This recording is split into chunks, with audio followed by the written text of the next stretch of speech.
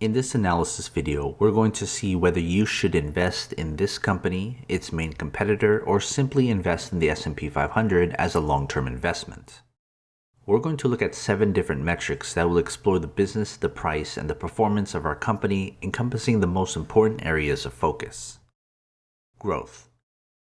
We're looking at how much our company is projected to grow its earnings for the next year and the next 5 years. You'll also see here the growth of our nearest competitor and the S&P 500.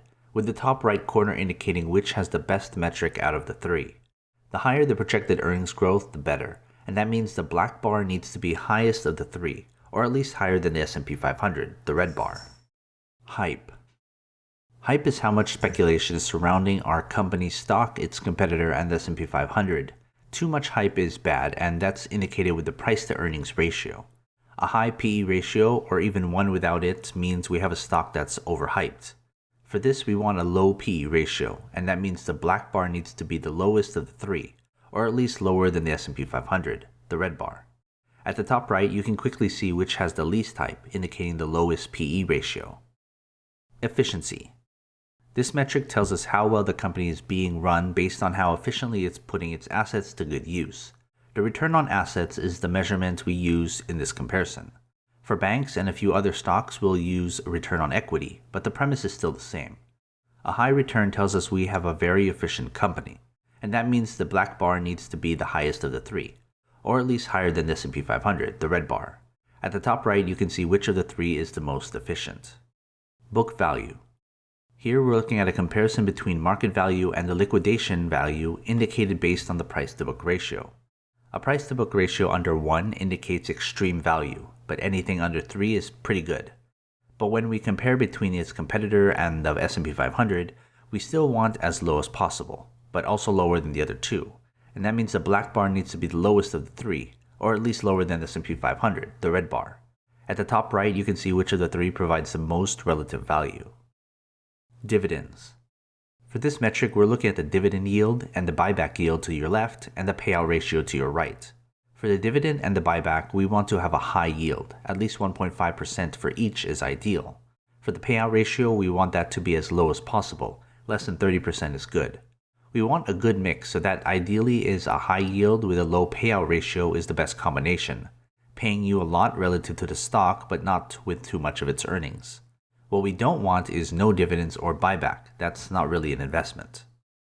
Before we continue, consider joining my Patreon. It helps support this channel, but more importantly, you'll get access to every company I've analyzed so you can quickly compare between them.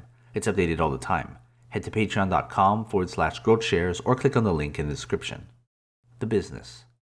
Valuing a business is an exercise in comparing assets between each other. What you see is a simple tally between our company, its main competitor, and the S&P 500. Whichever has the highest score has the better business.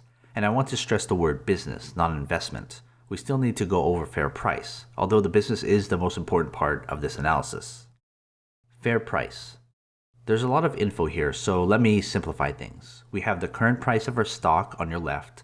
At the top, we have the 4 different fair prices from various sources, including mine, and the 5th being the average of the 4 fair prices. The chart basically tells us how undervalued based as a percentage these fair prices are relative to the stock's current price. I want to give you 4 different fair prices because it gives you a choice on who you want to put more weight in. Performance. This part isn't included in the analysis, but I want to include it anyway. For many of you, you just want to know if the stock will go up and by how much, and that's perfectly fine. Here you see the stock returns of our company, its industry, and the S&P 500 over several time periods, so that way you can make a comparison on which has done better. And although past performance doesn't tell us the future, it does have some influence on how the stock will perform going forward.